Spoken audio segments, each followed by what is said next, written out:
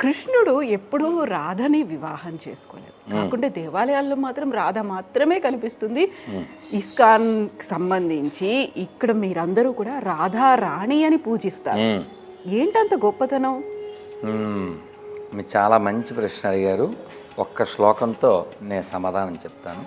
ఈశ్వరా పరమా కృష్ణ సచ్చిదానంద విగ్రహ అనాదిరాదిర్గోవింద సర్వకారణ కారణం చింతామణి ప్రకర సద్మసుకల్పవృక్ష లక్షావృతేషు సురభిరవిపాలయంతం లక్ష్మీ సహస్రశత సంభ్రమ సేవ్యమానం గోవిందమాది పురుషం తమహం భజామి వేణుం క్వనంతమరవిందదలాయతాక్షం బర్హావతం సమసితాంబుదసుందరాంగం కందర్పకోటికమనీయ విశేషశోభం గోవిందమాది పురుషం తమహం భజామి.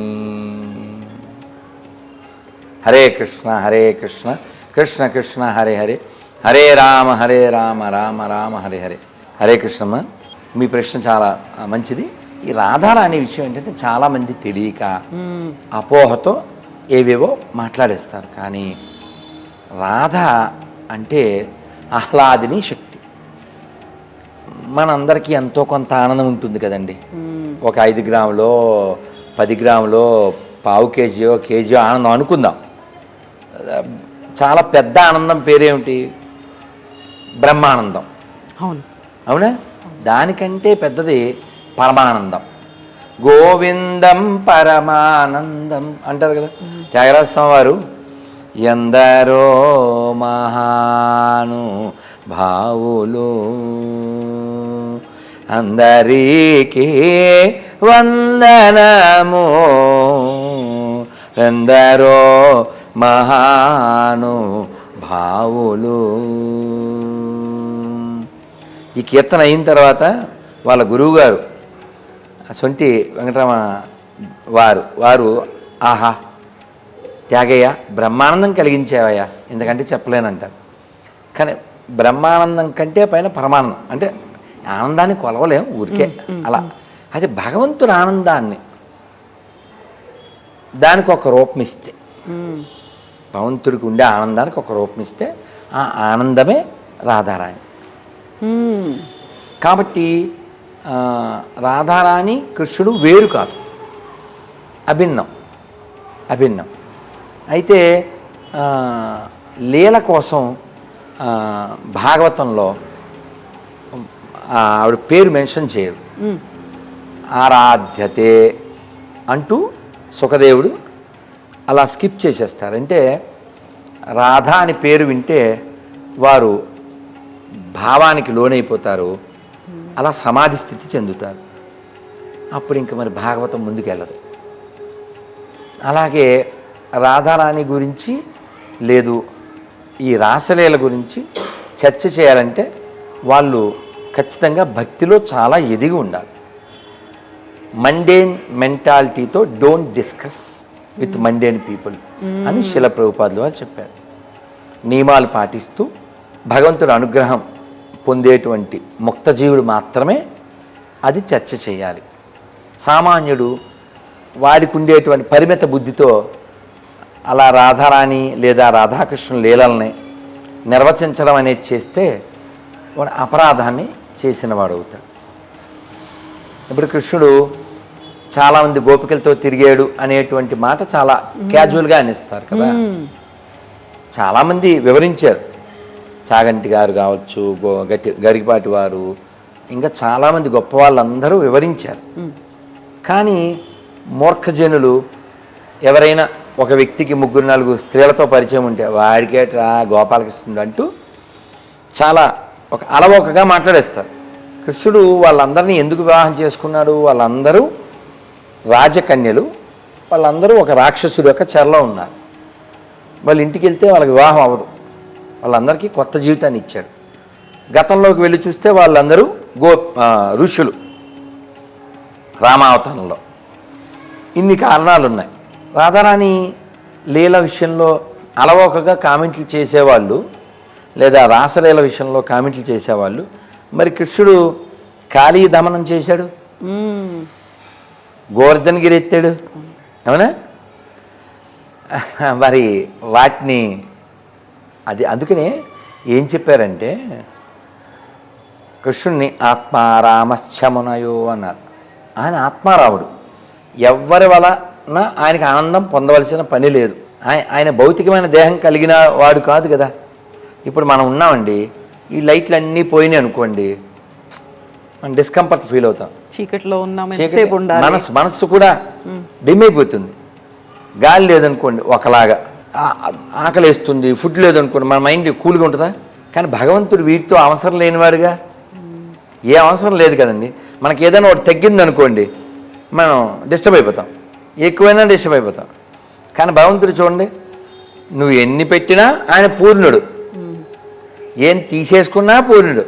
ఓం పూర్ణమద పూర్ణమిదం పూర్ణాత్ పూర్ణముదచ్యతే పూర్ణస్య పూర్ణమాదాయ పూర్ణమేవావశిష్యతే. కాబట్టి రాధారాణి యొక్క లీలలు చర్చించాలి అని అనుకున్నప్పుడు వాళ్ళు ఏ స్థాయి వాళ్ళు అయి ఉండాలంటే రూపగోస్వామి, సనాతన గోస్వామి, ఇటువంటి వారి స్థాయి వారికి ఉండాలి. వాళ్ళెవరు? షడ్గోస్వాములని పిలువబడేటువంటి వారు. మీరు షడ్గోస్వామి అష్టకం అని ఉంటుంది, అష్టకం చాలా బాగుంటుంది. వాళ్ళు ఎలా జీవించారు? హే రాధే వ్రజకేచ దేవి లలితే. వాళ్ళు ఆ బృందావనం యొక్క అడవుల్లో హే రాధే, హే లలిత, హే సఖి అంటూ వాళ్ళు ఆ అడవుల్లో తిరిగేవారట. అంటే అంత స్థాయి వాళ్ళకు ఉంది. వాళ్ళు ఇవాళ ఈ చెట్టు కింద పడుకుంటే రేపు ఇంకో చెట్టు కింద నివాసం ఉండేవారట. ఎందుకలా? ఈ చెట్టుకి తనకి ఏదన్నా అటాచ్మెంట్ వస్తుందేమో అని రోజు ఎండిన రొట్టె మాత్రమే ఒకటి తినేవారట. అంటే ఒక చిన్న సంఘటన రాధారాణి గురించి అడిగారు కాబట్టి చెప్తాను.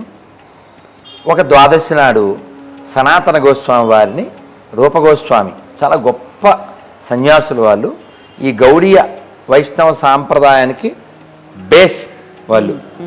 వారు రచించిన గ్రంథాలు ఈ రోజు కూడా ఆధారం. ద్వాదశి భోజనానికి పిలిచారు. పిలిస్తే పూరీలు ఇంకా ఏవో చాలా చేసి పెట్టారు. వీరు స్వీకరిస్తూ, అసలు అడవిలో ఉన్నావు కదా నువ్వు, అసలు ఇన్ని పదార్థాలు ఎక్కడి నుంచి వచ్చినాయి అని అడిగారు. అడిగితే సనాతన గోస్వామి వారు అడిగితే ఈ రూపగోస్వామి వారు చెప్పారట, పొద్దున్నే నేను నిన్న అనుకున్నాను మిమ్మల్ని ఇవాళ పిలిచి ప్రసాదం పెట్టాలని. ఉదయమే ఆశ్చర్యంగా ఒక 12 ఏళ్ళ అమ్మాయి వచ్చి, దాదాజీ ఇది మా అమ్మ పంపించిందని చెప్పి ఈ పదార్థాలన్నీ ఇచ్చి వెళ్ళిపోయింది అన్నారు. అనగానే ఆయన కోపం వచ్చింది. మనం రాజ్యాలు వదిలి, మంత్రి పదవి వదిలి ఈ అడవిలో ఒక చెట్టు కింద ఎందుకు జీవిస్తున్నాం? ఒక్క వస్త్రం కట్టుకుని రాధాకృష్ణుని సేవ చేయడానికి కదా. మరి నువ్వు రాధారాణి దగ్గర సేవ తీసుకోవచ్చా నువ్వు అని అరిచారట. అంటే వచ్చిన ఆ చిన్ని పాప ఎవరు? రాధారాణి. ఈ రాధారాణి వృషభాను మహారాజు అని ఆయనకి సరస్సులో కమలంలో కళ్ళు తెరవకుండా దొరికింది. తీసుకొచ్చారు, ఉయ్యాల్లో వేశారు. ఎన్ని రోజులైనా కళ్ళు తెరవలేదు. వాళ్ళు చాలా బాధపడుతున్నారు. నారదుడు వచ్చాడు, చెప్పి బాధపడ్డారు. సరే అని ఆయన వెళ్ళిపోయారు. నందుడు వాళ్ళ ఇంటికి వెళ్ళారు. ఏమయ్యా మీకు తెలియదా, వృషభాను మహారాజు గారికి పాప దొరికింది, చూడ్డానికి వెళ్ళక్కర్లేదా మీరంటే, అప్పుడు కృష్ణుని తీసుకుని వెళ్ళారు. ఆ ఉయ్యాల కిందకి వేలాడదీసిన ఉయ్యాల, కృష్ణుడు వెళ్ళి ఆ ఉయ్యాల అలా ఊపుతుంటే ఆ ఉయ్యాల అలా పట్టుకుని అలా లోపల చూసేసరికి అప్పుడు కళ్ళు తెచ్చి. మొట్టమొదటిసారిగా చూసింది కన్నయ్యని. అంటే మనం మొట్టమొదటి చూడవలసింది కూడా శ్రీకృష్ణుడు, కన్నయ్య. చిట్ట చివరి కూడా దర్శించవలసింది కన్నయ్యని. దీనికి ఆధారం ప్రమాణం ఏమిటి? భగవద్గీత 8వ అధ్యాయం 6వ శ్లోకం. యం యం వాపి స్మరన్ భావం త్యజత్యంతే కలేవరం తం తమేవైతి కౌంతేయ సదా తద్భావ భావిత. మనందరికీ మామూలు వాళ్ళం కాబట్టి మరణ సమయంలో మనం ఏది స్మరిస్తే ఆ లోకాన్ని మనం పొందుతాం, ఆ రూపాన్ని మనం పొందుతాం. అందుకని మనం మొట్టమొదట చిట్ట చివర మధ్యలోను ఎప్పుడూ స్మరించవలసింది ఆ కన్నయ్యనే, ఆ శ్రీకృష్ణ పరమాత్మ. ఆయన్నే స్మరించాలి. అయితే రాధారాణి యొక్క తల్లి పేరు కీర్తిద. మేము అక్కడ బృందావనంలో బరసానా అనే ప్లేసు రాధారాణి ప్లేసు. మీరు వెళ్ళారా? లేదు, విన్నాను. వెళ్ళండి. మేము రాధాష్టమని కృష్ణాష్టమి అయిపోయాక 15 రోజులు చేస్తాం. కొంతమంది తెలియక సీతాదేవి రాముడి కంటే పెద్దదే, రాధారాణి కృష్ణుడి కంటే పెద్దదే, లేకపోతే మేనత్త, ఇలా ఏదో చెత్త వీళ్ళు కొత్తగా ఏదోటి వీళ్ళ మైండ్కి వచ్చింది చెప్పేస్తూ ఉంటారు. శాస్త్రం కదా ప్రమాణం, మనసులో ఉన్నది కాదు కదా. సీతాదేవి రాముడి వారి కంటే 10 ఏళ్ళు చిన్నదని రామాయణం, రాధారాణి కృష్ణుడి కంటే సంవత్సరం చిన్నదని చెప్పడం జరిగింది.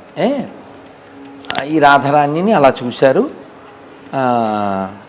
తర్వాత ఈ రాధారాణితో ఈ బాల్యంలో ఉన్న లీలల్లో 1-2 మనం గుర్తు చేసుకుందాం. చాలా అంటే మా గురుగారు చాలా చెప్పారు. మేము ఈ బర్సానా అనే ప్లేసు రాధారాణి పెరిగిన ప్లేసు, ఆ దొరికిన స్థలం రావల్ అంటారు. రావల్ చాలా ప్రశాంతంగా ఉంటుంది. మేము వెళ్తూ ఉంటాం ఆల్మోస్ట్ ప్రతి సంవత్సరం. ఈ రావల్ మామూలు నేల మీద ఉంటుంది, కానీ ఈ బర్సానా కొండ మీద ఉంటుంది, కొన్ని మెట్లు ఎక్కాలి. ఆ పాట మేము రాధాష్టమి పాడతాం. ఏంటంటే రాధారాణికి జై మహారాణికి జై, రాధారాణికి జై మహారాణికి జై, బర్సానే వాలేకి జై జై జై, బోలో బర్సానే వాలేకి జై జై జై, వృషభాను నందినికి జై జై జై అని పాడుతూ ఉంటాం. ఈ రాధారాణి యొక్క ఉద్దేశం ఏమిటంటే భక్తుల్ని భగవంతుడి దగ్గర చేర్చడం. అందుకని ముందు ఒక కీర్తనలో మేము పాడుతూ ఉంటాం. రాధే జయ జయ మాధవ దైతే, గోకుల తారుణి మండల మహితే, వృషభానుదాది నవశశిలేకే, లలిత సఖి గుణ రమిత విశాఖే, రాధే జయ జయ మాధవ దైతే. రాధారాణి చల్లలు ఈ పెరుగు వెన్న ఇవి తీసుకుని వెళ్తూ ఉన్నప్పుడు, అంటే ఒక లీల, ఆ స్థలం అక్కడే ఉంటుంది ఈ బరసానా దగ్గర. కృష్ణుడు ఆ వెళ్ళే దారిలో కాలు అడ్డం పెట్టి ఈ రాజ్యం మాది, ట్యాక్స్ కట్టాలి అంటారు.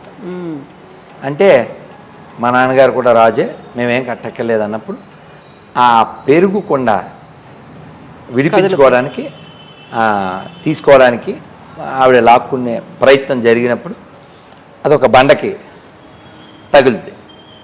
అలా తగిలినప్పుడు పగిలిపోతుంది. ఇప్పటికీ ఆ మచ్చలో అక్కడ మనకి చూపిస్తారు. అంటే ఇలా చాలా.